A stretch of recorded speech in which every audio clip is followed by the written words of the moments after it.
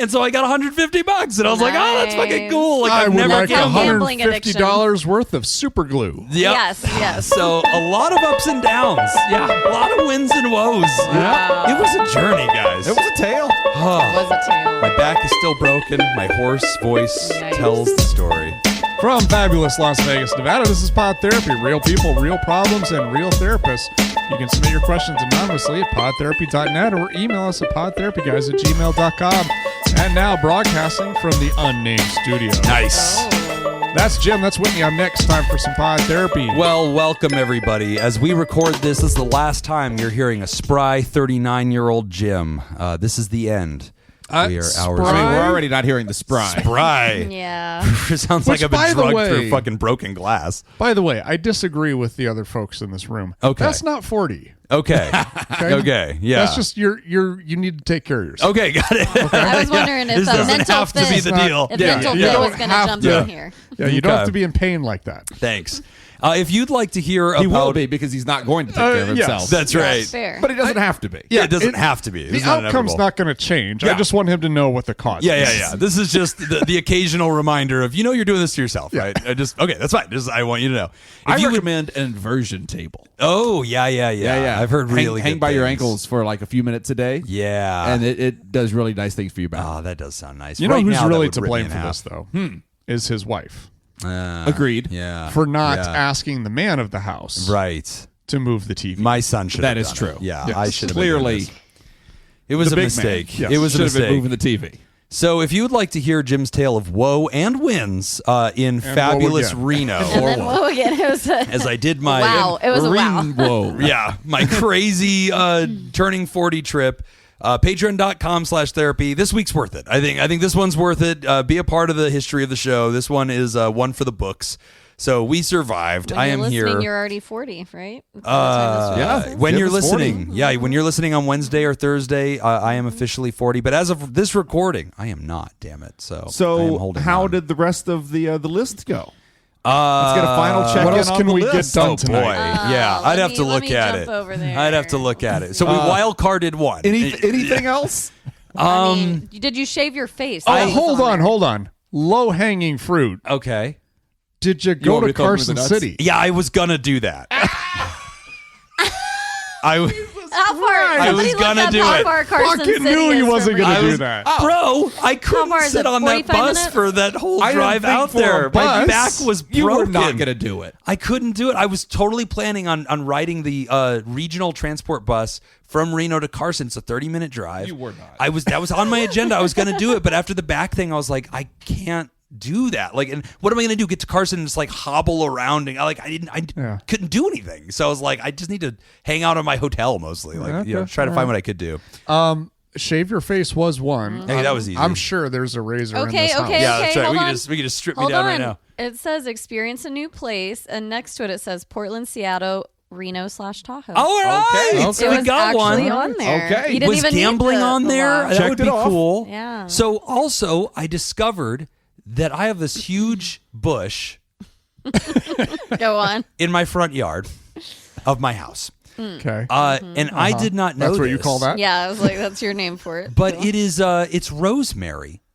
It's a huge I wanna plant rosemary. those in my yard. I didn't know that. I just thought it was like a thing. Yeah, they grow wild. They So my grow brother-in-law crazy today here. is looking at it. He goes, "That looks like rosemary." My wife goes, "Yeah, it is. I cut from this all the time, and Yeah. I cook with it. Yeah. I make and I'm like, we eat from this tree.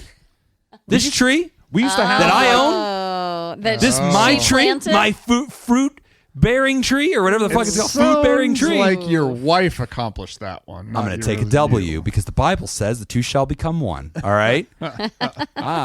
I'm going to take that W away. Ah, damn it! You're not giving me any grace here at the it's finish your line. fault for saying fruit bearing. Plant God a fruit damn it, bearing I did tree put and that eat in the there. fruit. Also, plant is right there in the Yeah. Plant. in the Yeah. thing. I feel like I was. Did kind you of watch the responsible. Quentin Tarantino movies? I did not.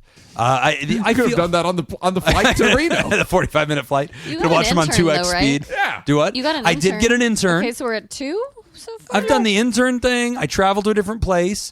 Jacob gave me a wild card. I don't remember what for, but for something I did From that the was important. pre-show. You have to listen to the pre-show to hear Oh, the that's right. wild card. Patreon.com/therapy. Yeah. So, okay. Surprising nobody, I did not complete all 40 of the list. So, thank you. More pearls Yeah. Jacob is clutching. So, we will have to see what comes of my 41 by 41 list. Actually, I'm just going to keep counting it down. It's going to be like 35 by 41. Like, it's whatever's left. Sure. Right? I'm just going to do the remainder. I tried to come up I'm with just gonna one. keep I that and couldn't clean think up of until I 40 get there. things. Yeah. I'm like, how do you come up with 40 Or it's going to be things? like 35 before death. I think that's just bucket list, right? Just go for it. So, I still encourage you to do it, and I still don't think you will. all right. Yep.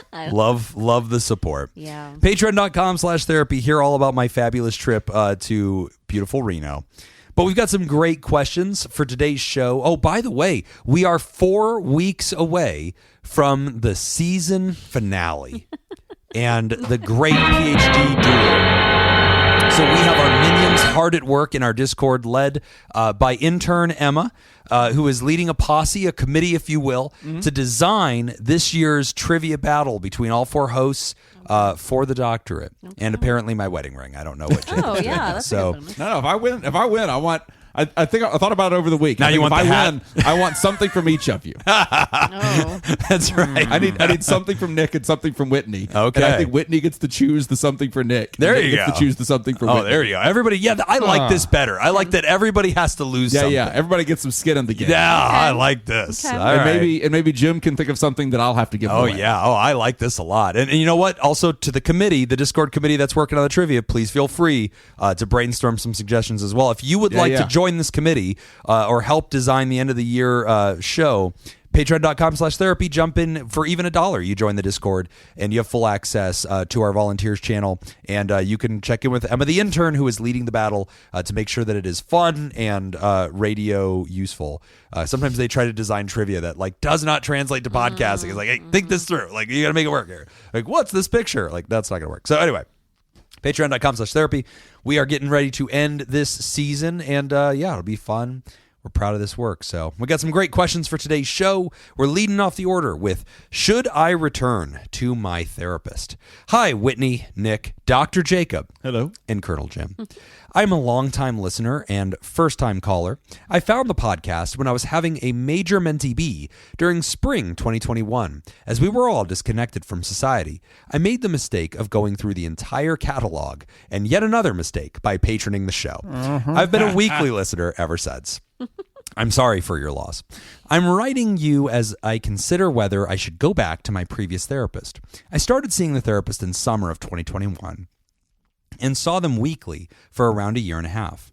I was dealing with a lot of existential issues, and I found therapy to be a huge help, mostly due to the relationship I formed with my therapist. We parted on good terms, and I sent them a 1-year update and got very positive response. We discussed at the end of therapy, and they reiterated in their email reply that the door is always open if I'd like to return. Currently, I'm dealing with a whole new set of issues. I'm trying to decide if I should go back to my old therapist or find someone new and start fresh.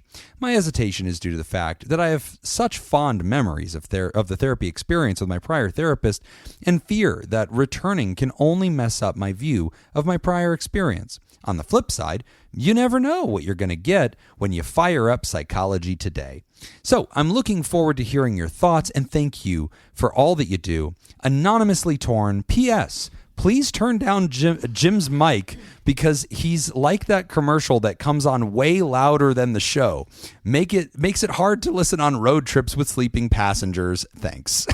Okay. Yeah, it's not the mic. Some audio notes. Yeah. Some audio notes. Jacob was waiting for that. He's like, it's not the mic. Jacob's like, I have done all that is professionally possible.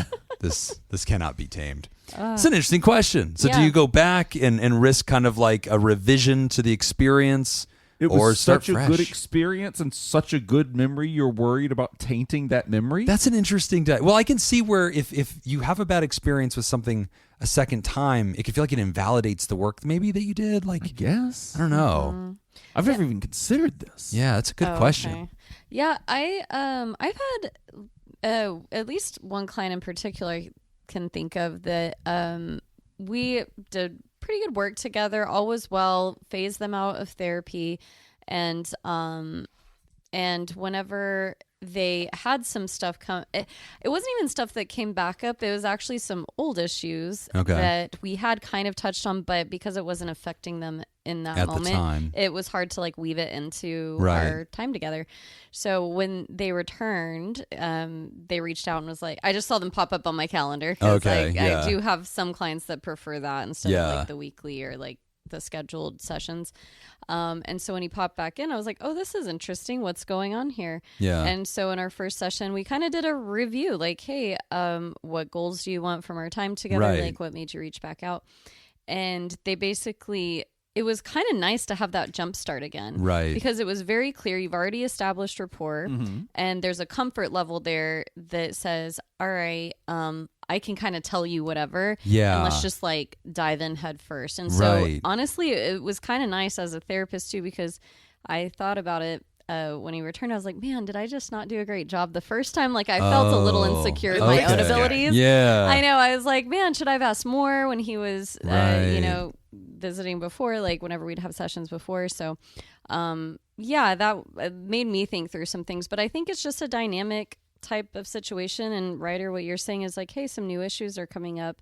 And I see what you're saying. That's kind of an Yeah. interesting concept, but I would bet that going back to your therapist that you have good rapport with, that's going to be the best bet. And just come out the gate shooting like, hey, this was great when we were working together before, but these are my new issues. Like, is that something you feel confident managing? Will you or tell us handling? about the kind of catch up, check up that you had with that one person when they came back? Kind of what generally kind of what kind of stuff did y'all talk about? Did you spend most of the time talking about old sessions and things that you had discussed before? Yeah. Or really just getting an idea of where they were trying to go in the future? Yeah, good question. So most of it was what's going on now and what do you want to work on to the future. We spent just a few minutes like, hey, when we last met, this is what we had ended on. How have you been in between now and then? Has anything new come up? And when they were like, hey, this symptom is coming back up. So for them, it was tied to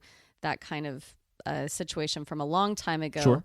But he was having new things coming up from it. So Yeah, I mean, I generally, my bias on this, I generally like going back to the original therapist if you were successful, because I mean, the strongest predictor of client success is a therapeutic relationship, the relationship, the rapport, the connection, the confidence.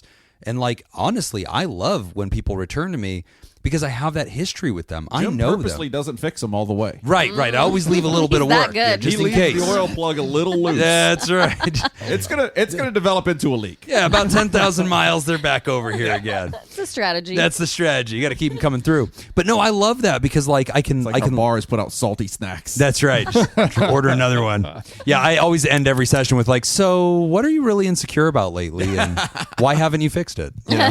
Anyway, we'll pick that up next Yeah. So time. you haven't spoken to your mother lately? Huh. Well, that's our time. Interesting. That's our time. Yeah. So did your dad love you? I don't know. Oh, it's Who time. can say? Gotta go. Who can say? Did anybody? So no, but I really do. Are you worthy of love? Are you even worthy of Are love? any of us? What's life? Worth I don't living. know. Probably not, but Yeah. maybe. Just Who quote knows? song lyrics. See you later. What's love got to do? Ask got to do with it. ChatGPT. So, I like to get back with those people because I also get to leverage the relationship history. Like I already know a lot about you. There's a lot of pieces of data that I have that are hard won. I've also probably subtly tried lots of different therapy maneuvers with you. Yeah. And I have figured out quietly what works for you and what does Right. not. The next therapist is not going to have that. So they may steer in 25 wrong directions and you might be like, oh, we're not getting anywhere. Like, I have a lot of hard work, or like earned knowledge, right? So like I generally like the idea of returning, but I don't think it's a bad theory with the fresh start concept. Like I've had people work with me and we've had major success, and like sometimes I've become just kind of their reliable check-in regular guy that's like, hey, this is my emotional yoga session. I Yes. come to do the work with you. I come for accountability. I come because we have that memory together. I know you. And like when I update you about something interesting in my life, I don't have to give you the backstory. You were there for it. But like I'm not presenting with a problem today, right? It's just general maintenance. But then sometimes they will suddenly be presenting with something significant. And I can see the argument of maybe you should fresh start with a different therapist for a little while. Really attack that, really dig in deep, let a whole new brain look at this and be curious about this, and maybe put you on a much more like structured plan where we've become a little bit more unstructured. And that's actually working for us. That's fulfilling a major need for you psychologically. And maybe if we tried to suddenly go all the way back to like a perfectly structured situation, maybe that wouldn't be good for us. So maybe it's good for you to start fresh. I've seen that, but I think generally I bias toward like return to the previous therapist. I agree. If it ain't broke, don't fix it. Yeah, I think there's so many people that write in struggling to find a good therapist. Right. Yeah. This is the first time You're we're gonna write back, somebody. I couldn't find that other. There's a good bunch of therapist. listeners that are like, "Hey, if you're not going to go see this person, can I?" Yeah. Right. Yeah. Listen to this right now. What's that fucker's name? Yeah. It's just kind of like I've got a lot of cars right now. I'm thinking of buying another Right. one. Yeah. Because I just have too much money. Everything's very it's an embarrassment of riches. Like, this is not. I've had so much success with therapy. I don't know if I just want to keep winning. Do I want another championship? You're Michael Jordan. You're like, I kind of want to play for the Wizards. I don't know. Maybe I'm too sane now. I want a therapist who's actually just a fucking shaman witch doctor. So it fucked me up for a while. No, I get the new experience thing, and maybe getting a fresh perspective is useful. But honestly, I agree. If it's working for you and it was a great experience, I'd say stick with it. Generally, I think that there's a lot of benefit to that. But also, I'm a big fan of asking your previous therapist. Because for me, I am not threatened. Like, this is not a competitive thing. Like, and I know that that's the case in Nevada. I don't know how it is in all other states. But at least for our state, it is not competitive. Like, I send people to you all the time. You've sent people to me. Like, we don't like have this thing of like, oh, well, I need this pay. No, that's never the calculation. The calculation is who is going to do something useful for this person at this stage. Yeah. And if I can tag in a colleague to do that, or if I think, you know what, this is just not my area of speciality. Yeah. I love working with you. We can work in the parameters I can do, but I have a friend that really does this well, and I'd like you to go over there. And like, I think that your previous therapist, if you sat down with them and said, I want to kind of get your thoughts, and if you have referrals or if you think we should restart. Yeah. Like, why don't we do that? Talk to the old therapist. Yeah, get their opinion. Right? Don't ask us about it. You have a therapist. Yeah, keep sending us money. But ask us. Yeah, but also ask us. That's fine. Yeah. Ask us, and then ask them, and then ask us again. Right? Like, we want to vet this guy. And take out a different Patreon account the second time you ask us. Yeah. Because we don't answer the same one twice. Everybody gets one. I think it's perfectly fine to call up the therapist, the current therapist that you have a relationship with. Yep. You have that relationship with. They do kind of get you probably a little bit.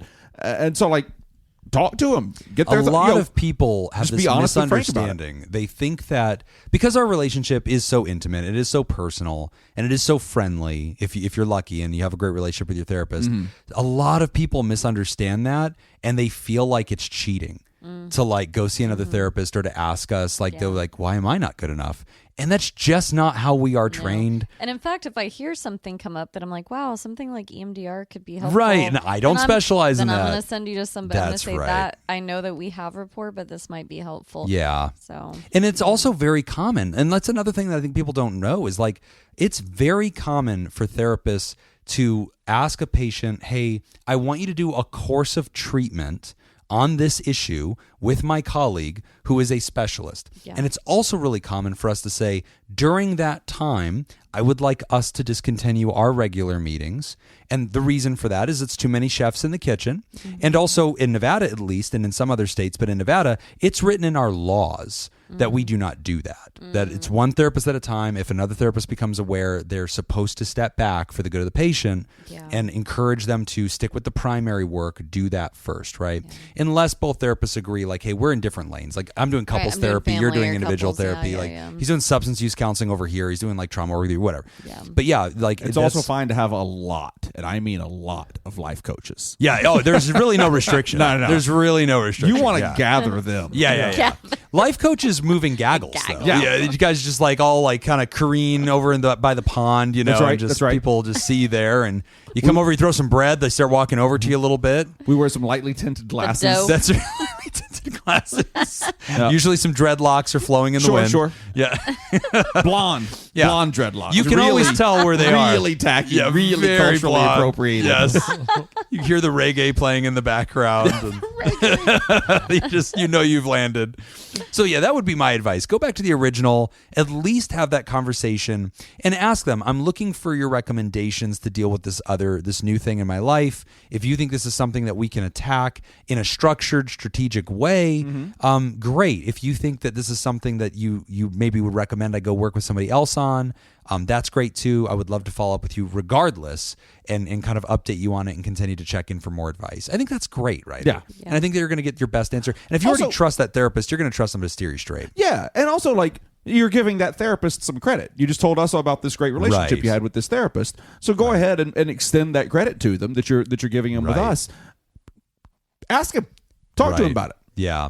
And I just want to add one caveat here because I didn't hear this in the letter, but it reminded me of situations I've faced sometimes where I've had a patient, we've done a course of treatment, we've kind of gotten to the end of it, and maybe I've told them, I think that we should discontinue because I think we're kind of complete, or I've maybe needed to refer them out to somebody else. But when they ask me, is the door open though? Like, are you saying you wouldn't see me again? I'll never say that. No, that's horrible. Like, the only way I would ever say I won't see you again is if you were inappropriate, Right. So I'll tell them, like, yeah, of course, the door is always open, but at this time I think you're good. I don't think you need therapy, or at this time I think you should go see this other person. And I guess the door is always open, but it's more of an exit door. Yeah. The door's always open, but it's like slightly cracked. It's sort of like knock first. Peeking. I mean, it's unlocked. I say that because usually sometimes there is this subtle intonation of like, I'll never say no to you. I'll always be a resource. Right. But I don't think I'm your best fit for one reason or another. I really think you should go see somebody else. And so, like, this is where I want, Ryder, for you to come at them with this open-minded, please give me your recommendations. Yeah. Because when I've had cases like that where I don't think we should be working together for one reason or another, and I kind of was trying to, like, have them go somewhere else, and then they do come back, so like, well, I like you. I would really like them to give me the option to decline in their best interest. Not because I'm selfish, but for them to be able to like, so Jim, here's my situation. What do you want me to do here? You tell me to work with you, I'll work with you. You think you give me somebody else, I'll do that. And that gives me the option to be like, I really think you should go to like an IOP program. Let's go that way. And that way I don't just feel like, okay, I have no choice. I have to try to help this, even though I don't feel like I can do it very well. Yeah. So it's better to have the option. So go talk to them. And get as many life coaches as you bump into along the way down any given it's an street. Investment. In your future. Yeah. Oh, yeah. By the way, I love therapists on private practice websites that when they list their fees, they don't write fees or costs. They write investment. Oh, it's totally a thing. I know. And your responses are right. That is the dumbest fucking thing. They do it all over the place. They go personal investment, and then it's like their hourly rate. And it's like, go fuck yourself. Dude, like, reclaim that we work in healthcare. What the fuck are you doing? Like, what is this, a massage envy? Like, Jesus Christ. Like, doctors and nurses and surgeons are not give prices. Appendectomy personal investment. Here's I'm gonna start thing. doing that for pod therapy. If you're seeking therapy, you already know it's an investment because you're desperate. You're like, I need something to change. Like, why are you trying to convince people? It just comes off really icky. It's really icky. It comes off like just pretentious and also a little desperate. You know? Very. This is where Do you have a feeling of need in your life? Maybe it's time to make an investment in yourself. Come. Get some treatment here at my clinic over here on the corner. How much is that investment? I know where he's going with this. It is 75 pieces of candy. And it's worth every bit. Love yourself. Jacob's Life Coaching. We are going to take a quick break, and when we come back, we are talking about, am I a workaholic? You're listening to Pod Therapy. You are listening to Pod Therapy, and today's episode is brought to you Invest. by these investors: Judy Schneider, Leah Casal, Marilyn Albert, Sammy Scoop, Sarah Smith, Mike Helm, Derek Cunningham, Cody the DeLorean Guy, Brady Malachek, Max the Ginger Scoop, Ellie O'Dare, and Amy Ardmark. Ardwoodmark. Ardwoodmark. Mine's better.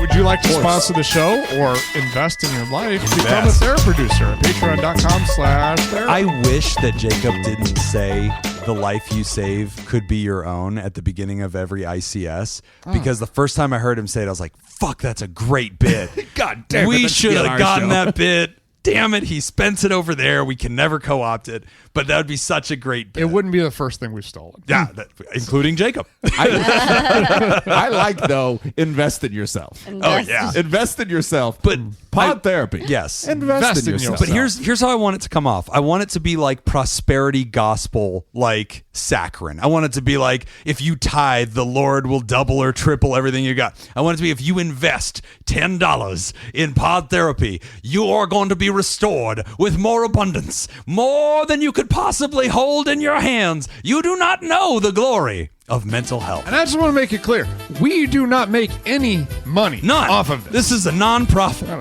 We got to pay our attorneys. We got to pay our scientists. I got to pay the pilot. We don't have a jet. We have a submarine.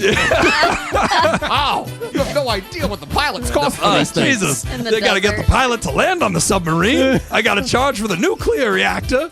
It's so much money. The hookers and blow aren't free. I'm doing this because it's a ministry. All right, we got a Price is Right rules trivia sent in by Emma. All right. Here we go.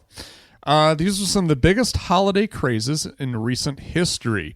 The first question is what the retail price was. The second question is different for each, but more focused on the crazy prices the item was purchased for. The amounts are based on the information I could find. All right. Okay. First one. Good notes. Closest without going over. Okay, I nominate that we go from one side to the other each round. That way you can't gamesmanship somebody every single time. Because whoever goes last, obviously, Okay, always Jim, gets the you're up advantage. first. I like it. Let's go. Great. 1983 Cabbage Patch Kid doll. Oh, Jesus. What was the typical retail price of a Cabbage Patch Kid in the 1983 craze? So first off, I had one. And I'll tell you. In 1983? Yes, 2 years before I was born. Yes. I had one. It was waiting for a you. little later. Yeah, that checks little. out. Staring at you in the corner. 83. So you figure like $10 in 1983 would buy you a 1,200 square foot home. Yes. So probably it's I going mean, to be down measured in payment. pennies. Yeah, down payment. Obviously, it's a modest down payment. It's 20%. I don't think you needed a down payment. Yeah, there's a handshake and a white Yeah. skin. I believe is what you needed to have. You, sir, look like a credible individual. That is exactly true. It's also the entry for Liberty University. That was the entire. Yeah, it's first name and headshot. And you're 23andMe, please. All right. They ask very leading questions on the entry form at Liberty. If you were going to be photographed, what level should we set the white balance That's at? right. How much mayonnaise is too little mayonnaise to put on a sandwich? Do you All have right, cookbooks? Cabbage Patch 83. Give me $10. I'm just going to go right down the middle. I'll take $10. Oh, it's my turn now. Yep. Without going Closest over. without going so what's the strategy there? I'm supposed to go under. So You want if to you get closest guess- to the price without. well, isn't going there a over. strategy? Yeah, because you'll lose. So if it's $13 and you say $13.01, you will have lost. So if you, Right, like, so for you instance, wanna if you go, think that if the price is less than $10, Uh-huh. you want to get under that price, but get close enough to I know, the I was gonna underside of guess it, so I 10. can't sneak up and get it out from under you. Yeah. Okay. Well, I was gonna guess 10, so I guess I'll guess 9. Is All that- right. No, you don't want under. 9. Oh. Yeah. Because then you're just saying that it's $9. Yeah. Oh. Okay. Because if it's 8, you're over, So I can say and then 5? you lose. Yeah. You could You do 5. say Yeah. all right, I'll say 5. 5 is a good window. All right. There we go. And we're in dollar increments or Yeah. cent increments. Oh. I don't know. I mean, you can do what you got to do. I'll say 10.01, Bruce. You what a dick. Are you proud of yourself? Yeah, a little bit. You proud of yourself? I'll say $15. All right. Are you in this? You're in the. Yeah, I don't I'm in trust it. that. I I'm in never it. trust. He's got the computer. Hold on. I'm thinking it's about $12.50. Oh, okay. What is it? $25. Oh, Damn. In In 83. 1983. Jesus. Oh my god! I thought God. 10 was pushing. I'm like, Damn, 10's a lot. Reaganomics, dude. Man. Wow. $25. Follow-up Crazy. question: highest documented range. Highest documented range. Like of- the I'm not sure most what you'd that spend means. on how a- how much? I'm just gonna highlight it so I understand. There you go. Just ask ChatGPT. I'm sure it'll be fine. Holy shit! Okay. I'm just going to throw this out as free trivia. There we go. Okay. About $6,000 for particularly rare 1980s wow. dolls in the Okay. collector market. So this was the Beanie Babies of Damn. the 80s. wow, All right. $25. Okay. Okay. So who got the point on that one? Nick. I did.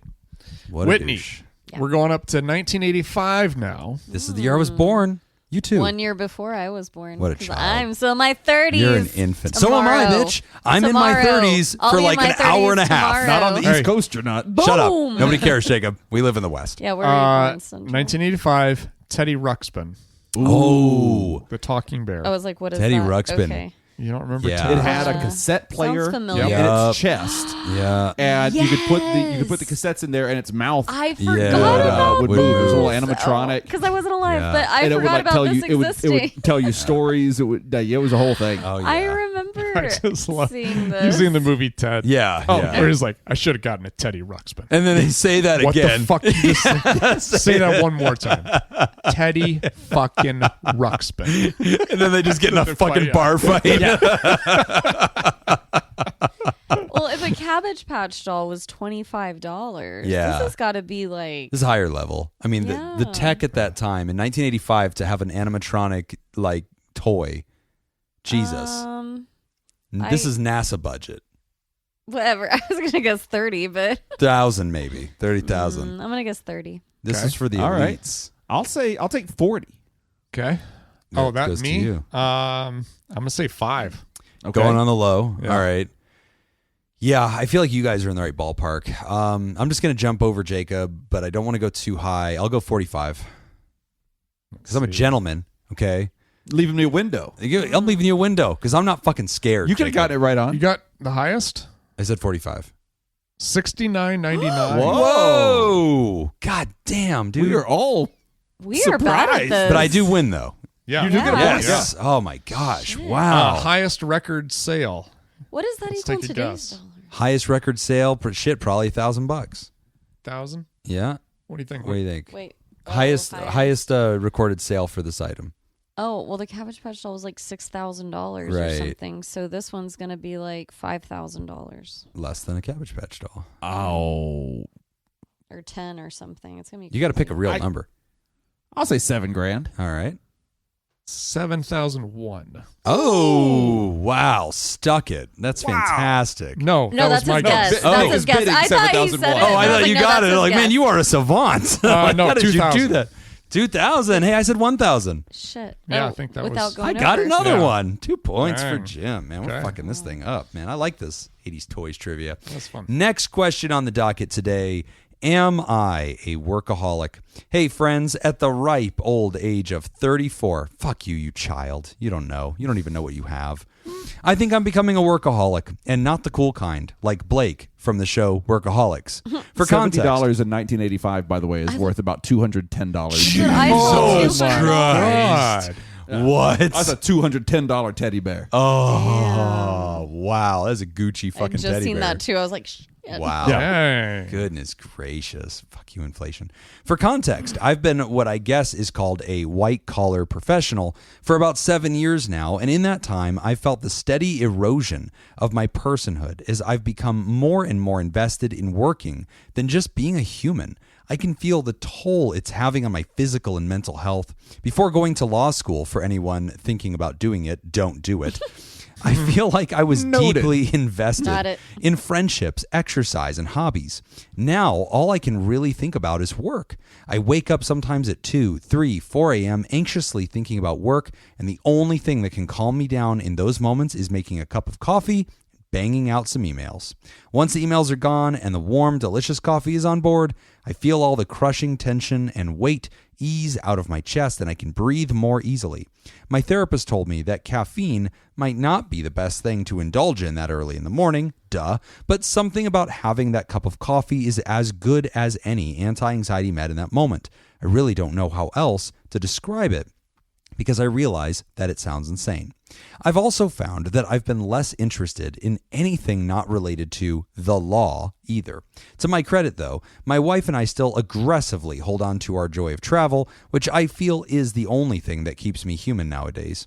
Other than that, though, I feel like I'm letting work consume who I am as a person. That being said, I've implemented a few things that have pushed back on work. My phone has the Outlook app blocked after 5 p.m. and on weekends, which has worked out really well for me. I don't sleep with my phone in the bedroom, etc., but my work laptop just sits in the living room. So if I bolt awake at 3:30 in the morning, worried about a case, there she sits waiting for me, and I sometimes oblige. On the interpersonal side, I feel like my other white-collar friends are able to maintain healthy social and professional lives. And like I'm just missing something. But that could just be a comparison trap. I've had friends tell me that they wished they saw me more, but I literally just don't have the energy after work, and that crushes my soul. I'm wondering if some of this fixation with work performance and distancing from friends is just a consequence of getting older. In other words, am I just getting more secluded and more into work because that's a phase of life thing? Do you think it would be helpful to just smash my laptop into tiny bits instead of emailing my shitty clients back at 4 a.m.? I like this. I do realize how silly it is to be emailing so early, since the only thing that will come of it is more emails. But Anxious Brain says I must respond to all my emails as quickly as possible. Let me know what you think. P.S. Don't go to law school if I haven't already made that clear. Love, Anonymous. All right, guys. This is basically the plot of every Hallmark Christmas love story. Oh, all right. If you just tell yourself, right? Yep. You need This to is go it. home. You need to go to Vermont. Yep. Okay. You need to go to the Christmas tree store and Yep. you meet some nice folks that are doing some wonderful work and they're just enjoying the spirit of the holidays. You need to fall in love with someone who is a little awkward. But when awkward. they take their glasses off, Yep. miraculously very sexy. I think that's important. Somebody that really just slows down, knows how to stop and smell the roses there, wants to just sip on a nice warm cup of coffee while wearing... Shares your love of coffee? Yeah, loves coffee too. Likes to wear... What's the title of this movie? Oh, I remember I wrote one. You remember I that? know. Yeah, I wrote one. I forgot what it's called. Merry Mental Health? I don't know. Somebody came up with a really good title, but I've forgotten it. Also, this is not the plot of my story, though it is very adjacent to it because they all are. So anyway, that's my solution for this letter. Christmas cups. Yeah. Oh, that's good. I was going like to say that. roasted beans. Ooh, Yeah. okay. Yeah. Roasted yeah. holiday. It's got to have some sort You of gotta have Christmas, Christmas, thing. right? Oh, yeah. Boom, roasted. Yeah, Done. yeah. Cafe Kwanzaa. I like that. That could be nice. Yeah. Maybe. That's what we were all Yeah. thinking. Cafe Kwanzaa. I feel like maybe It would switching work. to decaf in the It would work. morning for the first cup is maybe So an option. this is tough, man. Whenever you've got because I do think that this is a thing. Like I think there's a lot of connotation with people talking about white collar versus blue collar work or whatever. But one thing that and like stripping away like stereotypes and other like if don't read any negative connotation into this. One thing that I think a lot of people envy about folks that are in the blue collar like lines of work, when the work's done, the work's done. Yeah. When you're an electrician and you've solved this problem, there will be new ones. There'll be new jobs tomorrow or whatever, but I don't have to think about it tonight. I don't have to do a lot more. I just wake up, I find out what the schedule is, make sure I've got everything I need, and I go and do the work. And then it's done. Whereas I think a lot of what we consider white collar jobs, a lot of it is mental labor, I don't know and if that that's labor's true, always though. with you, though. Okay. I don't know Say if more. that's true. Oh, because Well, 'cause- you're redoing your house right now, and it's all you can think about. As you pull out the 300th nail from the wall, you're like, I don't know, man. I'm still thinking about this shit. It's 2 a.m. So my co-hosts know, the audience doesn't, but I just bought a house. Yay! Hey, boy, are my arms tired. Yeah. Yeah, actually. Actually, yeah. yeah, they're really tired. And my knees hurt and everything. Yeah. Well, that's just being 40. Watch out for your back, dude. It's Yeah. gonna pop. It sucks. No, but so it's a fixer-upper for sure. It's got amazing potential, but it needs a lot of work. Let me know if you need to borrow a tamper. Or You know Jacob what? has one. Amazingly, I haven't needed Yeah. that yet. Yep. It's always gonna happen though. Yeah. Yet. But no. So I've gotten, okay, and I sold it. I haven't owned a home in over 10 years now. Oh yeah, it's been about 10 years. Yeah. Yeah, and so I've kind of forgotten what it's like to be a homeowner, and like these little projects and stuff that you always have coming up. But this is almost like a full-on remodel. Yeah, this is more than a little project. Yes. Yeah. Yeah. You're like And- you're getting it ready to live in. Yes. And I'm doing it all pretty much myself. Yeah. I've hired a couple guys to do some projects, but otherwise I'm doing it all. Everything I'm doing myself. Oh, I bet And- Laura would help you if you'd ask her. Yeah. you mean Tim Allen? I feel like he's like Al Borland and like Tim Allen's running around. I bet you've got a helper You know there. what? I haven't thought about Laura asking would be a her. good helper. I'll Yeah, bet. yeah. Yeah. Yeah. Maybe let's ask. She's I'll- enthusiastic. yeah. You know, she brings spirit. Spunk. Yeah. But I've actually I've really enjoyed it. And it's like the other day, like I actually caught myself like, I even said out loud to myself, like, this is fun. Okay. Like I'm really enjoying getting while I was back into working. this. There it is. And it's a lot different, I think, kind of the blue collar versus white collar work where it's Right. like, yes, as a therapist, you get to kind of get some feeling of accomplishment, when your Right. clients do something, but it's a slow process. Right. They don't have amazing leaps and bounds. Right. Whereas like if, I fixed something in the house It's and done. something was broken and now it works and I can Right. see the product. Yeah, right. It's like, holy shit, that is amazingly gratifying. Yeah. To be able to see it in the moment. And just tonight before coming here, I was painting the kitchen cabinets. And we're making some bold choices in our kitchen. I love Okay. it. Some Plaid. bold colors. Plaid. And Salmon. Yeah. Is it hot pink? Yeah.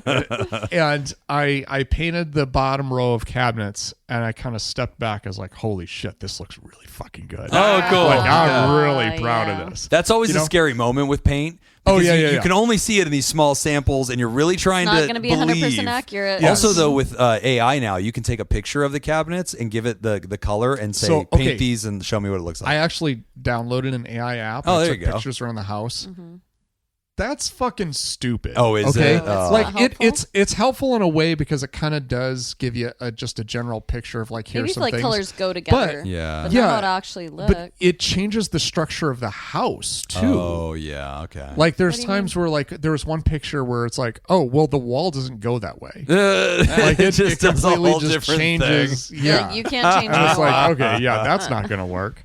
Anyway, but kind of going back to your point of like Right. the electrician doesn't go back. He's not at night thinking and think after about it. work about it. Yeah. Like probably not the case because like for Sure. me, I couldn't sleep at all last night because I Okay. was thinking about like, okay, this has to get done before this, but this thing has to wait until this, and I have to order this thing so it shows up. And Okay. it's like everything is on a schedule. That's fair. And it's got to fit, and so you're constantly kind of stressed about. All stuff right, like so that. I'll receive your correction because I think what you're offering there is don't oversimplify this to white collar work takes their work home and cognates on Right. it all night. It's probably not as easy to delineate between fields. Yeah. It's types of people. You Yeah. could be an electrician or a plumber who there's no task to do at 12 o'clock. You can't jump on a computer and email something, but there's always more you could be doing to Yeah. prepare for the next one, to get equipment or to run through like the tasks of the next day. You could always be thinking of work and creating a boundary is something that some people mentally have to do regardless of their industry. Yeah. All right, I received that. I don't know. I was wondering, the writer mentioned that travel is something they enjoy doing in their spare time, but I didn't really hear a lot else. And my mind Right. for this person kind of goes to one, fitness and like having a outlet, even if it's walking, something to kind of get out the physical energy when there's like mental anxiety there, especially worrying about like, I don't know if my clients or whatever have emailed me back and all this, just going to do something else that kind of distracts rather than laying in bed and like, well, now that's all I can do is think about this. The other thing is just any other hobbies in there. It doesn't have to take up a lot of time, but something else to kind of just keep you, keep your mind like not distracted, but just focused on other things, like other challenges. Yeah. Because I think when there's space there, and you have something that can fill it, it will be filled. So if that's your client's neediness or work, we will allow that space to be filled with that. Right. If there's like a gap there, that's kind of my So if you don't put thoughts. things in your life, if you just leave a void, kind of, yeah, it's my, nature abhors for a some people, not vacuum. everyone, but it sounds like this Yeah. person might be like seeking. I get that. seeking And you know that. what's interesting about this one too? Like I feel like I don't know. I want to play devil's advocate a little bit because there's a part of me that thinks this isn't inherently a bad thing. Like if the consequences are starting to become toxic and you're noticing that, okay. But I think sometimes people become really self-conscious because they're like, well, I mean, do you tell your friends like, yeah, I wake up at 3 a.m. and I start grinding at work because I feel like this incredible energy I need to get done. And they're like, oh my God, I'm so worried about you. Are you a workaholic? And it's like, look, sometimes that's just a trait that you have. Like I am a very anxious person. That happens to me a lot. It's very hard for me to take a day off. I feel like I've been unproductive. I feel like I've done something wrong. And if I ever feel like I've usually haven't right completed about my that. tasks, probably right. Like I'll get in my own head about it. But like that's also caused me to have a unique career with a lot of interesting twists and turns because I'm constantly looking for things, or because I'm kind of like I'm restless and I feel like I have to always be doing something. It's allowed me to start a podcast. Yeah, you start a podcast, you go teach at a university, like you just have all these other micro adventures. Or in this person's case, maybe he's really, or she is really good at their job. And like, yeah, they do wake up at 3 a.m. and they do get things done and they are ahead of schedule and they are anxious if something feels undone. And that's in some ways kind of a superpower for them, because the other person that doesn't have that natural fear lets things slide, and messes up assignments. So like, I don't necessarily want to hate on that all by itself. I don't think it's self-evidently unhealthy. And also the writer says, before law school, I used to really be interested in my hobbies and my friendships and all these other things. And I kind of think of that as a stage of life thing too, right? Because like if you say, oh, who were you in college? You'd be like, oh, I used to be so close with my girlfriends and like my soccer team. And like we were really confiding in each other and being close. And then, I started my grown up fucking life. I got a vocation. Right. I got married. I did these other things. And now I don't have that. And it's like, I miss it. It's nostalgic. That doesn't mean that my transition was wrong or unhealthy. Mm-hmm. No, I agree with this to some extent.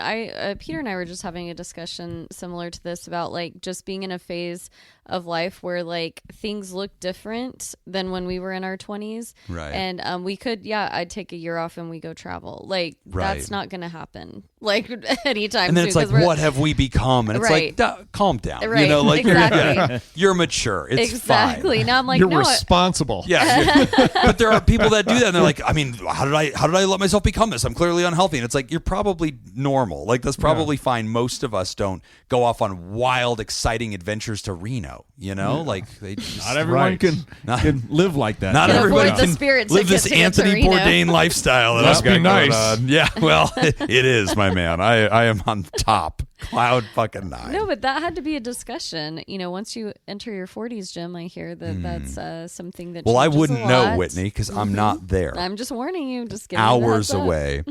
No, but I do think that there's something to be said for that. But I don't want to disqualify the writer's letter and say there's nothing there. That's not appropriate, because the writer says, look, my truth is that subjectively, I am feeling the mental and physical toil of this. I am not moving. Yeah, I am not that's what I'm feeling hearing. well. Yeah. Right. And so I just want to take that at face value. I just wanted to normalize it a little bit because I do think for I'll some see that as a listeners. narrative, like especially in like social media wellness circles where they're like, oh my God, you need balance. Yeah. And it's like, let's not vilify or pathologize everything. Like some people are just, they work a lot. It's what they do. Yeah. Their hobby is also their profession. Great.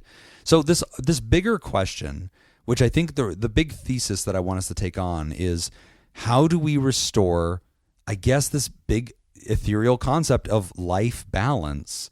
How does one do that when one feels that like their job and their work is constantly on their shoulder? I mean, the cheap answer is quit your job, right? Be like, well, clearly this isn't working. Well, he said go to Vermont, date they would the smash- pine tree guy. They said smash the laptop into a million pieces. So Yeah, that just could be go an full option. office space on this thing and destroy it. Yeah.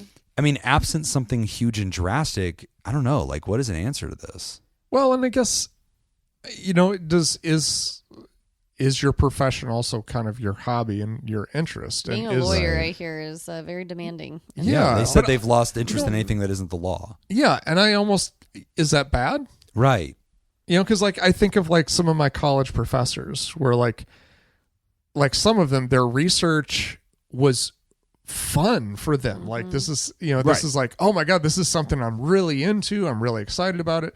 So, they teach, they do all their regular stuff as a professor, but then when it comes time for them to do their research, it's like they're excited about it because they've been reading about this thing. They want to get into it. They want to hear, more about it. So I don't know. I think I even that though I feel like can be dangerous in the long term if you don't have something. Right. It's good to have something that's completely opposite or way Yes. outside the realm of what you would normally do. Yeah. It's just good for our brains. We can't like doing the same thing over and over and over again. Feels Yeah. good to an extent, but I don't know. Yeah, I Yeah. like the idea of I mean, engineering Whitney something. is a therapist, but her part-time job. She likes to volunteer at the vet and help Yeah. them put down puppies. Yeah, yeah. Which it's weird because they keep asking her to go. leave. Don't forget about the kittens. Right, okay? right. No. It's not just puppies. And she will not use their stuff. She No. brings her own. No. Yeah. I like that she Got a little always. dose of murder for you. That's right. I She always yell likes her to them all. bring like the shredded, ripped off leg of a piece of furniture. Yeah. I always think it's like really interesting. That's her choice. That's you know, the She easiest calls it way. a beater. that's right. It's just. That's a beater. Any dogs need killing today? You guys got anything on the docket? No, No, that one looked at me funny. Here's my pager. You let me know. We just came in for shots. Get him out. Get Oh, back yeah, I here. don't know. It might be too late for that. No, but this is a good point. Engineering something into your life so you have this brain break. And I think that echoes back to what you said, Whitney, that if you just create vacancy, work will just fill the vacancy. Yes. And that has been true for me. If I do believe not that. intentionally sign up to go to football games, to do something different, if I just have empty time, I will just go back to a computer and start working, right? Like that's just what I'm going to do. I'm just going to find more things to do. There's always papers to grade, lesson plans to write, therapy notes to finish, documentation to do, research to do. There's always something. That See, you I could be wish doing. I had a little bit of that. Okay. I don't. I am the exact opposite. Say more. What do you mean? Well, like if I have empty spare time, I will not fill it with work. Oh, okay. All right. No, Yeah. Me neither. I I'm I not have trained work to. time Yeah. that I don't like to fill with. Yes, yes. I am union. I know. My gym not. always Yeah. shocks me. I'm like, why the fuck are you doing 9 million things? And I'm like, you know what? I wish that could be me. Yeah. I do. I do wish I could just have that, just like, because there's a lot of things that, in my regular job, yeah, I'd be interested in learning more about that. Will I take time off, to do that? No. No. I mean, I did start Same. a I'm like, business, this I is so guess. Yeah, I was gonna say you do a lot. Yeah. You haven't updated your Instagram account. He's not aware he Doesn't know knows how what. to. What is the name Still again? 0 posts. Jesus God damn. Christ. Yeah, but the writer did ask, could we also conceive of this as a phase of life thing? Is it even It something could that's be. worth, fixing? I don't necessarily think it's not that. It could be a phase of life thing. It could be a personality trait thing. I am neurotic. If I am not working or doing something or solving a problem, if I'm just left to my own thoughts, I'm not good at self-entertaining. Every project I put my hand to, it only feels like it has value if it's somehow a work-related product, and so that's why Pod Therapy is great, because I can come hang out with people and have a good time with you guys, but I feel like we're doing a version of our jobs. We're educating the public. We're creating a public resource, and we have this cool Discord, and there's fun things that come out of it, but it's adjacent enough to work life that I can justify it. Because I think if we were just fucking showing up and doing a podcast on sports or something like that, I don't think I would have stuck to it for 8 years. I think I'd have been I can't justify this anymore. I have to go do things that apply my knowledge and my career in that direction. Otherwise I feel it's a waste of my time. But I like the idea of engineering things, as you were suggesting, to fill that void, to have something to go to, and just doing as much of that as you can handle, But at the end of the day, waking up and churning out emails at 3 a.m., I don't know. Sometimes anxiety is a superpower. It's this fuel that just causes you to do things that other people aren't motivated to do. I mean, so you and I both have to fill that spare time with something. Right. So I think that we have in common, because even people talking about, TV shows or something that they've been watching recently, in my mind, when I hear that, I'm like, God, how the fuck do you guys find the time to Right. watch? Because Right. I just don't have time to watch TV. So I have to fill that time with something. Now you do something that is work adjacent, Right. or right outside that box. Yeah. Whereas for me, I have to find something that's way away from it. Okay. Yeah. So I think we're both kind of swimming in the same sea, but we've just got completely we found different different coping strategies. mechanisms. Yeah. Yeah. I do have to do some of that. When I do get away from work and do something completely different, I'll play some video games.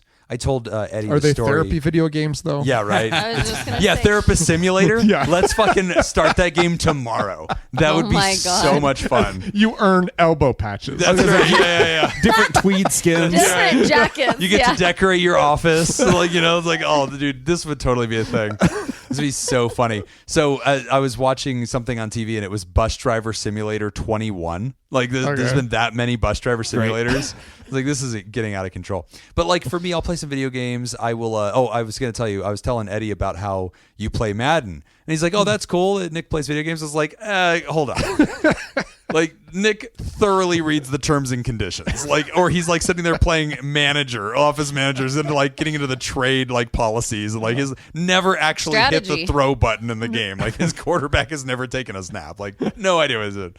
But no, like, or I'll listen to like sci-fi books or like get involved in UNLV sports and that culture, which is, but it's work adjacent, right? Like UNLV stuff is a huge hobby for me, but it's also a thing I do, and like it's part of like who I am professionally. So yeah, dude, it's hard. So I don't know. I don't want to work at UNLV for people who don't know. Yeah, in case they were not aware. Yeah. I also get to do that. I think a hobby where other people need you there. Okay. I think because you got travel and everything. Travel's a great hobby. You can't.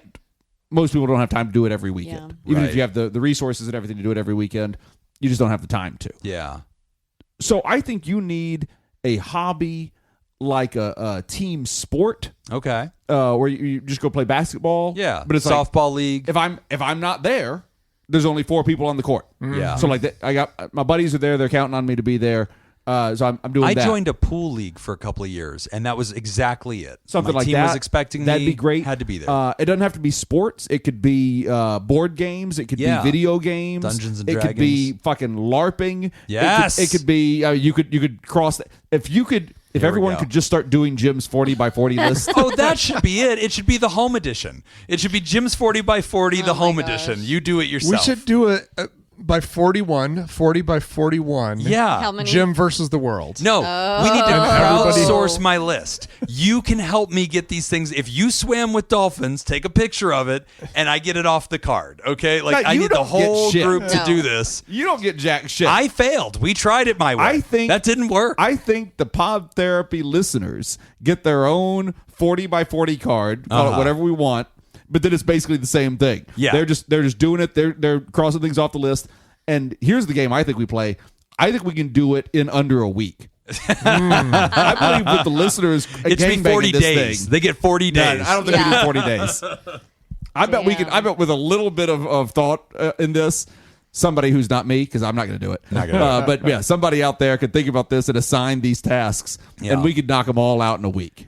That'd be really I figured it out. We just have to make all the tasks work related. So like swimming with dolphins is like doing therapy with dolphins. Right. And That's then right, you do Jim that. will do it. That's So the Porpoise writer should be Porpoise-driven therapy. Porpoise-driven therapy.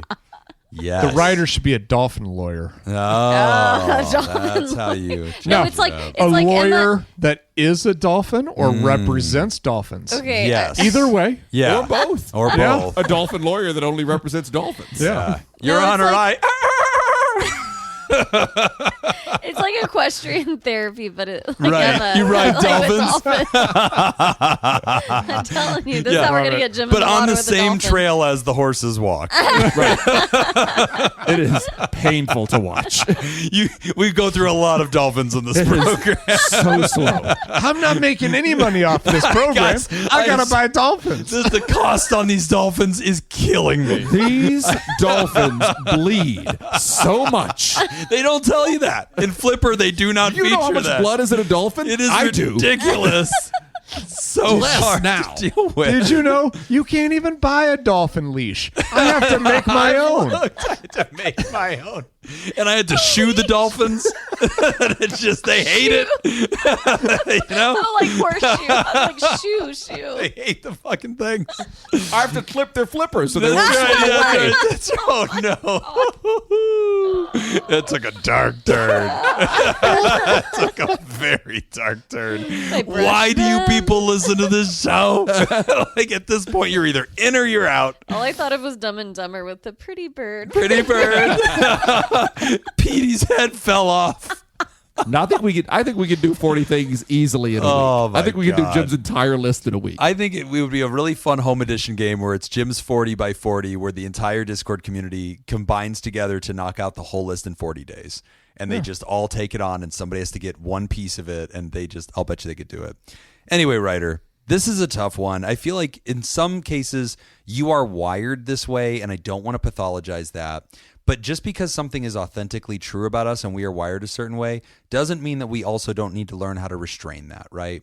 And so like for me, I've had to engineer opportunities, as Jacob suggested, and put myself in obligations that cause me to socialize. Because my default is I will never fucking leave the house. But if I don't come do this podcast, you three are going to text me and go, "You're a piece of shit. You need to get your fat ass over here." And so then I have to come do it. And so, like, just find friends that will shame We and do guilt you. fat shame Jim anytime a lot. he's late. It's just the number one thing. Anytime he's late. Yeah. You're tardy because you're fat. You know that, right? What, you get stuck in the door? I get stuck in Fatty? the door. Just stopping by bigger size pants.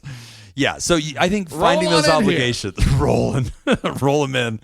But yeah, finding obligations, I think designing those breaks. And then, the therapeutic side I think has value too. I don't mind that my anxiety motivates me to do things.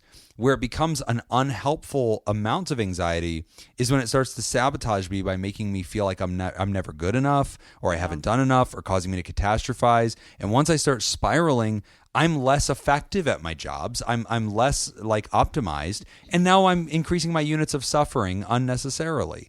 That's the part I want to guard against for you, writer. If you feel like your social life is dried up, if you feel like you're not putting time into your life priorities, sitting down, doing a values inventory on those things, and then going through each value and identifying what tangible steps can I do to increase my pursuit and presence on these values. How do I spend time?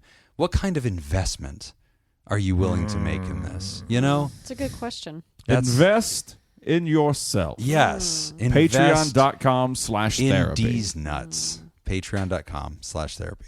But yeah, I think that's the great starting point. But then guarding against the pathological thinking, using things that come out of cognitive behavioral therapy, learning to right size these things, challenge these things, take these thoughts to court, which will do well for you as a lawyer.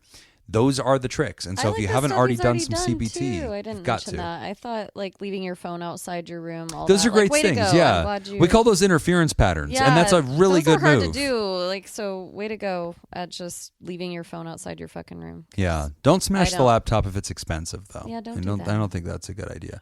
Go get a blueberry or blackberry. Is that what it's called? Is it blackberry? Just go get some blueberries. Go get some Blueberries are blueberries. good, Make you feel good better. brain food. Yeah, I think you should have to downgrade your tech, and that would just slow you down. You're sitting there Just get a flip phone. Yeah, thumb typing, like with a fucking clamshell, doing T9 How many texting. of those would get broken? That would slow you down. Your messages get way the fuck shorter after that. It's a lot of K. Yeah. Yeah. We're going to take a quick break, and when we come back, we're talking about sex with chronic pain. You're listening to Pod Therapy. Oh, is that what that title's supposed to be? Yeah. Okay, Luckily, I 'cause you remembered did- that. Okay, yeah, okay, good. Today's episode is brought to you by Judy Schneider, Leon Kasab, Carolyn Albert, Amy Scoop, Sarah Smith, Mike Helm, Darren Cunningham, Cody the DeLorean Guy, Brady Malachuk, Max the Ginger Scoop, Ellie O'Dare, and Amy Arwoodmark. Aardvark. Nope, got it. Would you like to sponsor the show? Become a therapy producer. Patreon.com/therapy. Amy knows what she signed up for. She knew what she was doing. Okay, Jacob, you're up. All right. The year is 1985. The president is Ronald Reagan. Nintendo Entertainment System. Oh, shit. Damn, dude. Yeah, what was the launch? I actually remember this. Oh, man, this was I a shouldn't have said that. breakout device, dude. Oh, my God, I wonder what it was. Yeah, you changed the You're doing a great genre job with playing this that one, man. $123. Ooh, in $1985. $1985. Well, now that What'd you've you told say, us the one what? inflation, that really does help me. Like that I know that 75 is 200 something now. In the 80s, It's okay because I don't think you know what the Nintendo cost yeah. anyway. So you're thinking, so then translated to now, you're approximately guessing about $300 something in I suppose today's so, money. sure. Okay. All right. So you're going 125. I'm going, what did I say? 1, 2, 1, 2, 3? I think I said Wait. 1, 2, 3. Once 1, 2, 3, Nick, it passes to you. $99.99. That's my guess. That feels. I think this was 99.99. So are we factoring in pre-tax? Well, it's whatever the answer says it is. All right. I think I'm going to take the over on this. Give me 150. About 150. Okay. I'm going high. I'm gonna guess 100. All right. Way to fuck him in the mouth. Turns like out your style. Turns out it doesn't matter because I apparently misremembered this because I thought it was $100 because I remember my sister and I forging a plan because we wanted this and my parents were like, no, it's too expensive. And then so we sat down and we tried to do the budget for the family and figure out where we could squeeze this money. Yeah. And I was thinking it was like exactly $100, but according to this, is not. It is $199.99. Oh, Jim gets it. Jim, yeah. Damn. All right. Maybe bonus. it was 200. Boy, what is that in Was it today's 200? money, dude? Highest $200. recorded- Nobody can do that math. Highest recorded price. That one sold for ever? Yeah. Yeah. So that's like a an auction? collectible. It's going to be a collectible. Oh I'm gonna. Who's going first on this one? Go for it. Yeah, you want me to you jump? since you got the point. All right. Thank you. All right. I'm gonna go. I'm gonna go 15,000 Oh, I was gonna go 10, so I'll stick with that. dollars. $10,000. Good guess. Okay. $10. I'll go, $10. I said $10,000. Oh, $10,000. Yeah. Okay. Your Honor, I don't believe that's what you said. Please I'll read back the transcript. go $15,001. What a douche. Okay. Well, since the original retail price was $199, I'm just gonna say 99. You going down? That's fair. Yep. Went less. Okay. You think the highest selling one Yep, was less than highest the last highest Low ever MSRP. was lowest. Those depreciate. Oh my God! A factory sealed NES deluxe set factory sealed. Whew. from 1980s sold at the Heritage Auctions in 2023 for $120,000. Jim wins Jacob. again. Jacob's Point for got it. Jacob. What Jacob's did got you it with guys that. I had a penny. dollar more than Jim is Oh, what I I was had. like, I Like wasn't an listening. asshole. Okay, But winning's winning. Nice. my turn. 1989 Nintendo Game Boy with Tetris. Oh, I loved man. my Game What Boy. I a had a yellow game. one. Do do do do Uh, do do do do. I'll just tell you this right now. I do, did make this purchase do do do do. when this came out. Okay, I'm gonna go with my guess again. 99.99. Okay. So it had to be cheaper than the NES. Oh man. Okay, I'm gonna say $75. Okay. 125. Okay. Just going right back up to Yeah. that NES price. That's about where I wanted to be. I'll take 130. Jacob gets it again. Or no, Jim. Sorry. Whoa! Game Boy and Tetris, 1989, about $90. Yeah. So I went over because I said There it 99. Yeah, I went over. Maybe it was a Game Boy that you and your sister wanted. No, it was definitely the NES. Okay. Of course, when we wanted it, okay, so that came out in 85. I was like, was this 80 years? This is Iowa, so we didn't get one probably till 1992. Yeah, you're yeah. definitely behind. So it So probably they was probably were $100. $100. Yeah, that's Yeah. probably you're just Yeah. your To be fair. timeline's off, but Yeah. everything else is correct. Also, have you heard of this Iowa musical that's out Shucked. now? Shucked. Yeah, have you seen this yet? Oh, I have seen that. Is Yeah. that an Iowa thing? Yeah, I saw it was think a It's a comedy musical about corn farming. Yeah. Oh, fuck yeah. Yeah, Was it- this is all right. absolutely in your ballpark, buddy. I'm Let's Nick excited is for it. getting Because we were so just hard. Yeah. That's Yeah. the corn in his Yeah. pocket. no, He needs because to be shucked. Laura and I just this weekend went to the Lion King at the Smith Center, and I saw it in the playbill or whatever. Oh, yeah, I saw the advertisement for it. Oh, I'm definitely going to Nick that. has never been more in. Yeah, hell yeah. I was excited about that. Okay, highest recorded price ever for a Game Boy? All right. I'm gonna go. So the last one was $100,000. I'll bet you it's actually way up there. Factory sealed, all the fixins in there. Give me $90,000. 50,000. Oh. 15? 50. 50. 50,000. $1. All right. Goes for the low ball. Take $2. Fuck him in the mouth. I thought about it. Do it. I thought Come on. No, Fuck I'll go your integrity. $10. I'll What a gentleman. I'll go All 10. right. More than fair. Left me a window. More than he deserves. 9,000. Hey. So I think Nick's I win got that it. one. Nick's Look at got that. it. Look at that. That's Wow. right. Man, smart move there. Yeah. Cool. Very cool. Man, that was a great game. Also, Game Boy Tetris, one of the most annoying games in all of fucking history. Yeah. Just so discouraging. Hate that game. You're just bad at it, aren't you? Horrible. Absolutely I horrible. love Tetris. I did like Dr. Mario. That was pretty cool. That was one where you had to like match the pill colors, but it's basically Tetris. Yeah, that was pretty cool. I like that one. Sex with chronic pain. Hi, all. I don't know how else to start this, so I'll just jump right in. I feel like a monster.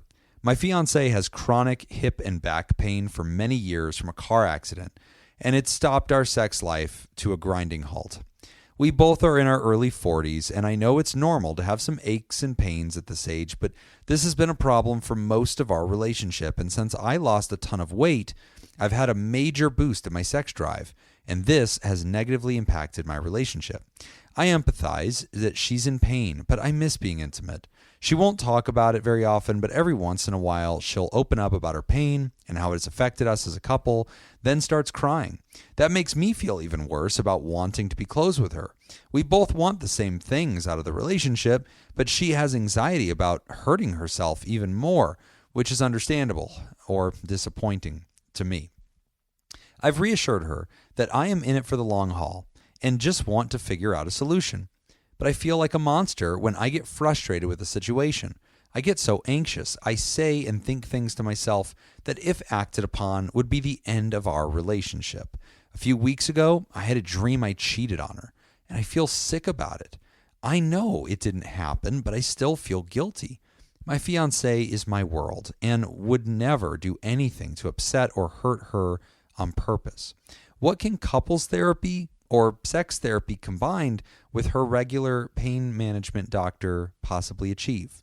Am I a monster for having these thoughts and feelings when she is in so much pain? There's probably more I can write, but the more I do, the more upset with myself I get. So I'll sign off for now. Thank you for your advice, and please don't judge me too harshly. Signed, Anonymous. There's no judgment. No. Honestly, this is like, you shouldn't be judging this either. Like, we're not going to judge you, but I don't think you should either, because this is your sex drive is a part of your brain. You don't have control over that. It's something that obviously you control whether or not you act on it. Right. But like, if you have a dream that you cheated, right, that's just that part of the brain that's trying to get you to like, hey, we need to procreate. If you go to bed starving and you dream about cake, I don't think you should be wondering what the moral implications are that are. Like, it's actually pretty simple. I don't know what kind of cake. Oh, yeah. I think it's red the cake. Velvet? I think it's the cake next door. I'll tell you that. It's that big ass cake next door. Yeah. You know the one I'm talking about. The cake is always out greener there on the other pulling side. those weeds and those tight pants. You know. The cake is always greener. The cake is always greener on the other side. But I'm sorry, you stepped on your point. You were saying don't judge yourself. Yeah, I think this is a normal reaction. Like, you can't be upset with yourself for your brain doing what your brain is wired to do. Yeah, wanting like, to be intimate with your fiance, someone you love dearly. Yeah. Like that's a good thing. Even it's just hard that there are barriers in the way of that. And don't say hard. Ooh, Yeah. No, it's very, very insensitive. That's like, come on. I apologize for Whitney. It's a family show, you know. I think we've told you that. Yeah. It was in your contract. I'll wait outside, guys. Sorry. Yeah. And honestly, I do see also from the writer's perspective that like this is a real catch-22 because it's like God, it is. This is a human need. It's a desire that the writer has. It needs it's this itch that has to be scratched somehow, but yet knowing if I bring it up, I'm making the situation worse. I'm making it more complicated. I'm putting more pressure. And the thing with, not just with sex, but with anybody who's dealing with chronic pain, one of the biggest struggles with that is not just the pain, but the anxiety about creating pain. Yes. And that by itself is debilitating, where you just don't want to do anything that could possibly trigger a pain reaction. For you, Jim, with your back pain? Yes, thank you for asking. Yeah. So since I injured my back on Friday and then went to Reno with my best friend from college, we have not fucked. I'm going to be honest. He didn't touch me the whole time, and that's sad. Yeah, it was. You treat him to a trip to Reno. I take him to Paris romantic. Nevada. Fuck me in the ass Reno. Not even at the I think I sold it pretty hard here. I was not playing hard to get. Let's put it that way. I'm bringing a big ass I mean, hat. he gave you a handy though, right? No. Oh. Not even one. Not on my birthday In my weekend. day, we called that inconsiderate. That's, different time. It was a different time. Jacob's older. Back when men had integrity. That's right. That's when we knew how to treat a guy. Yeah. Back when men had soft penises because we had all masturbated each other. Yeah, no, but so I was thinking about this movie called Love and Other Drugs with Jake Gyllenhaal. Oh my gosh, yeah. Do you remember this? Spoiler, the other drug is heroin. There it is, yeah. No. Jake Gyllenhaal is, I don't remember who the actress was. No. It might be Anne Hathaway. Yeah, I think you might Anne be Hathaway. it. So she's got a chronic illness. I don't remember what it is. Something akin to like MS. And Jake is a player and kind of a playboy, but he kind of really falls for her, and they're really connected. And he's like, wow, like for the first time, I'm like really into this girl and not thinking about other girls anymore. And he starts really bonding with her. She discovers that she's ill. He starts going with her to like support meetings and trying to like learn more about this and get involved in her life.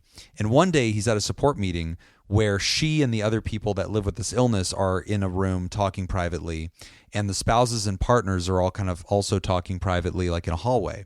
And this older guy who's been married to his wife for years with this, he talks to Jake Gyllenhaal, and Jake's kind of asking him like, hey man, and Jake's kind of upbeat about it. Like, it's really great to meet you. Like, I'm glad we're all here for each other. Do you have any advice, man? Just like, I'm new to this, like this is a new story for me. What advice do you have? And the guy looks at him and says, date a healthy girl.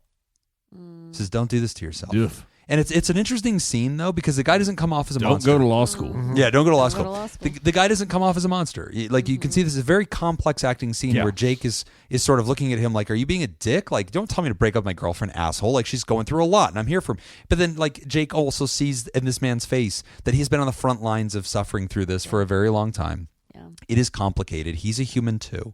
And this guy is like, honestly, the advice I would have is you're not yet signed up for this. Yeah. I think that you should consider if this is going to be sustainable for you and if this is going to work. Now, that sounds dark. That does not sound very encouraging on a therapy show.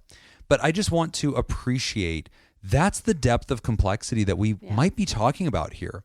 And I don't want to take it lightly, because a lot of people, one of the things that doesn't get discussed a lot in premarital work and lining up relationships is like sexual compatibility and libido, and like, are we at a similar level? Is the Venn diagram overlapped enough that we're going to be okay and we're not going to like resent each other or cause harm in our relationship?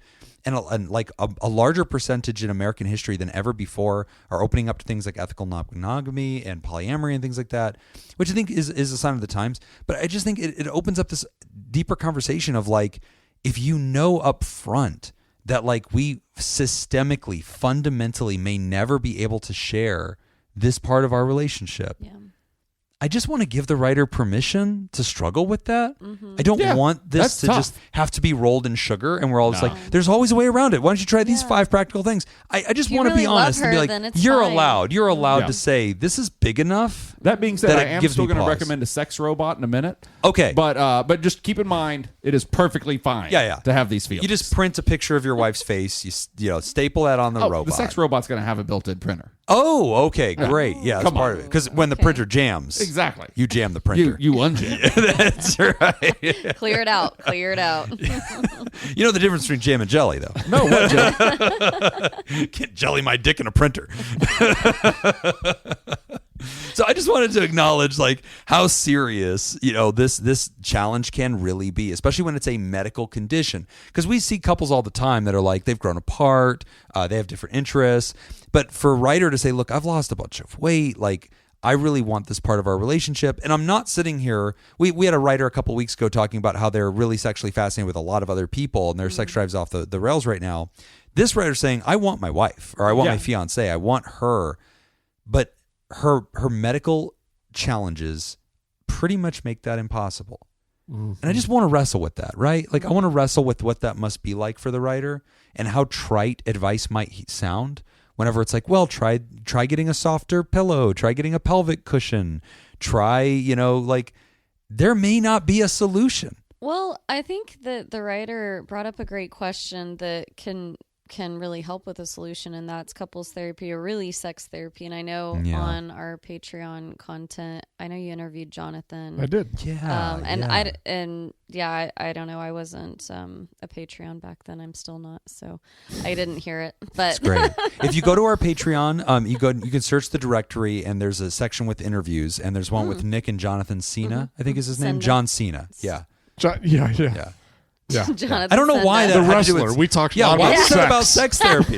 There's a lot of sex talk with a guy who really isn't famous for that. They were but wrestling with it a lot. Yeah, you were just really asking a lot of that. It's really just weird interview. Just a lot of grunting sounds on the microphone. Yeah. No, Jonathan is a certified ASECT therapist. Yeah, sex therapist. the Association of Sexual Educators, Counselors, and There we Therapists. go. Yeah, that. And Easy for you to say.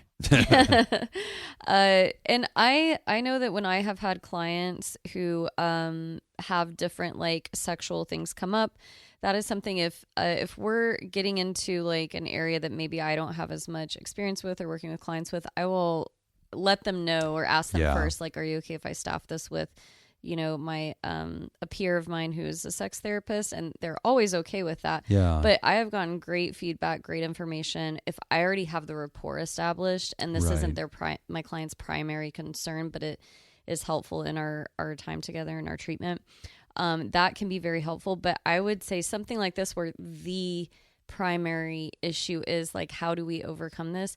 Putting it on a third party, a sex therapist who is going to be very professional. There will be zero judgment about anything you shared in here. Zero judgment. They have seen it all. They have heard it all. They are trained. They get an extra 5,000 hours or some shit to be a certified sex therapist. It's like, maybe it's not 5,000, but thousands of hours. It's more. a specialty. It's a specialty. They do some extra work. Yeah. Yes, they do. They do.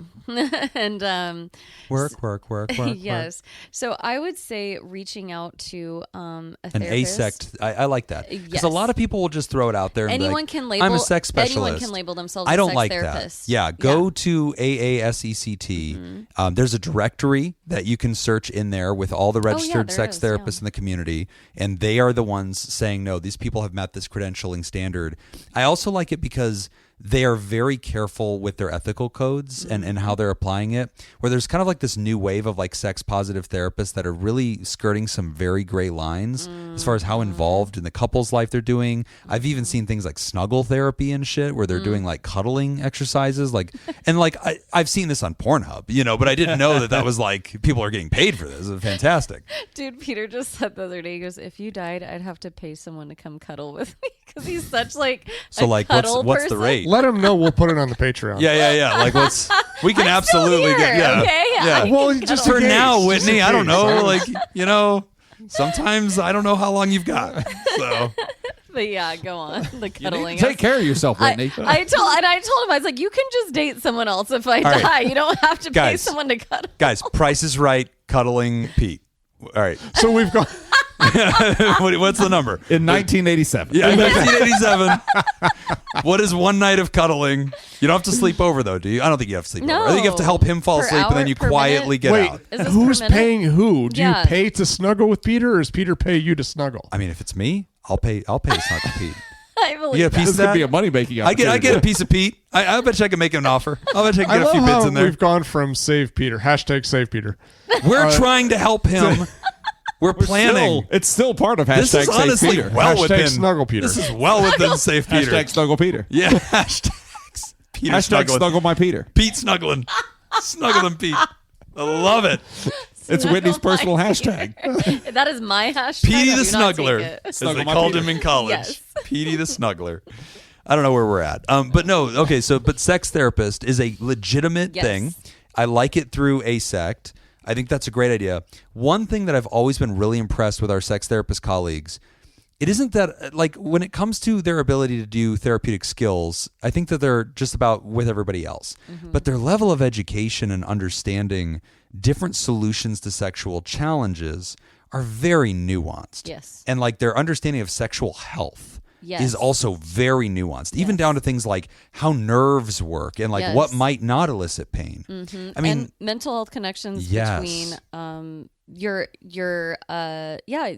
pain, chronic pain in the body, and how that affects your sex life and just your mental health in general. So all of it's tied together, and they're very in tune with all of those things. Like it's And one thing I've seen some conferences that were like on some of these topics about like how to find common ground, especially when there's medical issues. Like, and there's you go to ASEC conferences and like this is one of the topics is like how to encourage healthy sexuality in people like double amputees, and it's like very specific stuff that you're like, wow, okay, like, but that's the work they're doing. Like they're really getting into the weeds. They're asking hard questions and trying to come up with really great ideas. Please don't say hard. There it is. But Thank you. with this kind of stuff too. I police equally. Yeah, I was like, no double standards. That's fair. Yeah. Ryder's fiance has hip and back problems. Right. And sexuality can be expressed with more than just intercourse, right? And so like sometimes it's about, can we find ways to experience each other sexually that's fulfilling and something that's rewarding? We're both looking forward to it. And it doesn't like hurt you, right? And like maybe there are ways that do. Maybe intercourse might not really be available. And there are people that have vaginal pain and things like that are not caused by a car accident. Like there are all kinds of issues. Yeah. And sometimes they say, look, I do want to be intimate with you. I want you to come to me with those needs. I don't want you going to bed hungry, fantasizing about other women. Like, but like, let's find ways that I can meet those needs that don't cause me pain. And I think that that's something to explore as well, which I'm sure is low-hanging fruit. I'm sure the couple's already thought about those kinds of things. I think you'd be surprised. Yeah, and to me, that would be the benefit of talking to a therapist. Yeah. It's They because, bring it up. Yeah. Exactly. well, yeah, and I want to And be they can be able there for to the conversation. How do I? That's what I would want to know from a therapist: is how do I have this conversation in a way that doesn't put more stress on my fiance, Right. but still is able. I can still express what's going on with me. That's a tough one. That's where I would want guidance. Here's where I worry the most. I worry that Ryder is getting anxious and frustrated and self-hating and believes that Ryder is a monster and is internalizing this tension because they do not want to bring their needs to their partner because that feels fundamentally unfair and they feel empathetic to their partner's physical and emotional suffering. Yeah. And this is a recipe that leads to resentment. Yeah. This is a recipe that leads to poison in Ryder's spirit, where they get married and they just try to give abundantly and take care of their partner, and their needs don't get met. And they're like, it's okay, because I would be a bad person for having those needs. I'd be a bad person for wanting those things. I won't bring it up because I don't want her to feel ashamed of it. I don't even want to bother her with this topic because it makes her feel less than and uncomfortable. I don't want her to. And it's like, boy, is that a bad seed to plant. That is going to produce some toxic fruit. And that's why I love the idea of doing a couples fruit. therapy, the sex therapy. Get this on the table. And if you're scared to bring it up directly, let the therapist bring it up. And a lot of people, when they sit in therapy, they're very adult about it. And they're willing to, they know it's healthcare. They know we can have hard conversations. They know we're solution focused. We're not here to firm conversations. They know that we can have phallic, extended conversation. Penile. Solid, real solid. Yeah, real solid. Veiny. Yeah, concrete. Veiny. Well, he Yeah, won. whenever I think of conversations, Yeah. Very veiny. Big, Veiny, throbbing, meaty conversations. Yeah. That's what therapy's all about. So yes, make sure they are a certified sex therapist. Though Yeah, I will agree just with say, that. because anyone can say they are a sex therapist. So definitely, I think we're all encouraging you going to couples therapy, going to sex therapy, combining that with an expert is, I think, really, really helpful. And I love that you're also going to see a pain management doctor. I think that's really helpful.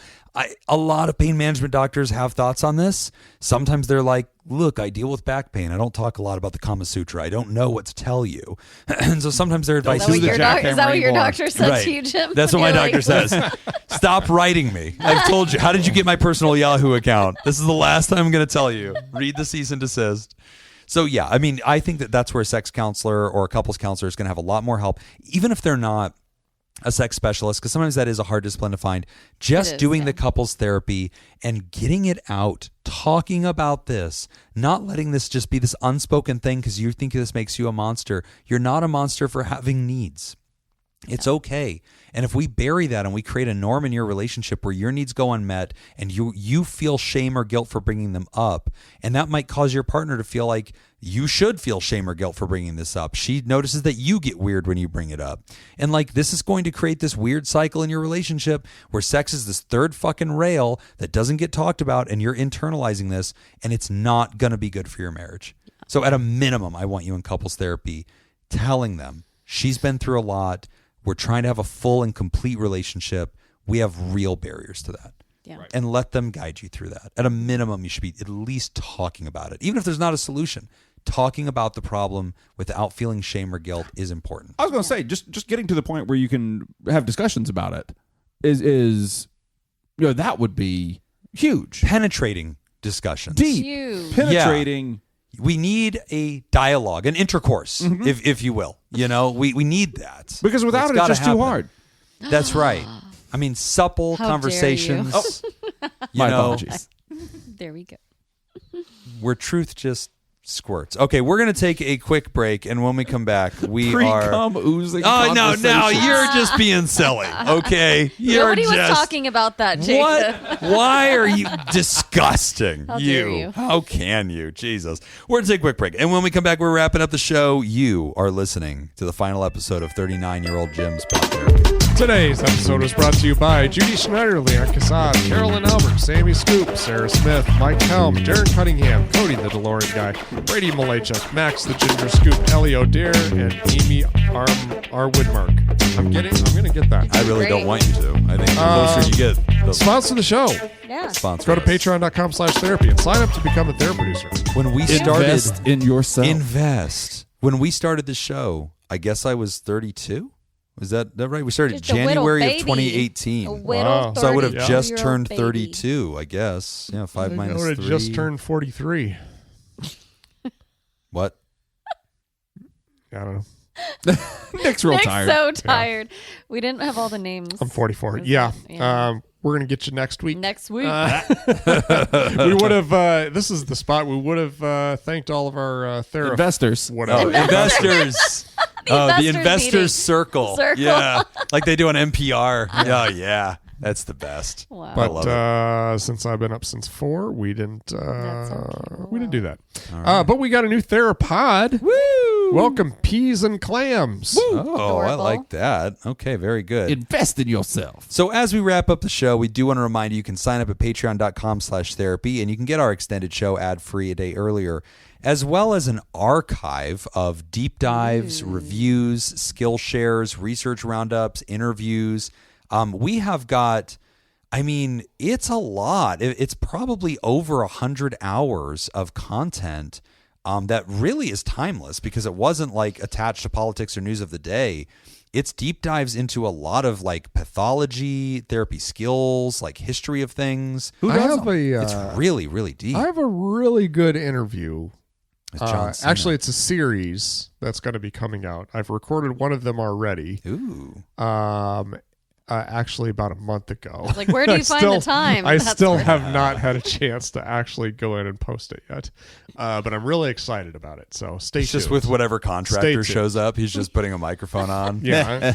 What's the emotional toll? Yeah, on, tell me about plumbing? being a painter. Tell me They're about all gonna- the different types of caulk. I'm getting an estimate on some carpet, and I'm going to record that. Yeah, good. Honestly, there's There's going to be some visuals, but I'm Yeah. going to try to describe it as Dude, best I if can. you live streamed doing your house, doing the renovations and shit, we would watch that. our patron would fucking love it. They would just be like, oh, yeah, I have Oh, notes. I should do some. You should You'll have that honestly shirt do on, some too, with your, like, Handyman tool belt. Nick Some and tell DIY, stories. Yes. yeah. You should Videos. absolutely do it. Shirtless? Or just tell Yeah. your stories. Yeah, Just be like, all right, shirtless, so the here's what tool I'm belt. working on. And just like, or and just keep the walking. tool Bandit. belt Just the tool belt. There it is. That's fair. with socks. I'm going to keep Yeah, it. with, with the socks. We're not And a monsters. hard hat. That's a work zone. Socks, work boots, feet content some is not safety free. glasses. Yes. And Yeah, exactly. Indian feathers, Are we just going through the YMCA? Is that what we're doing? Okay, sorry, I missed the bet.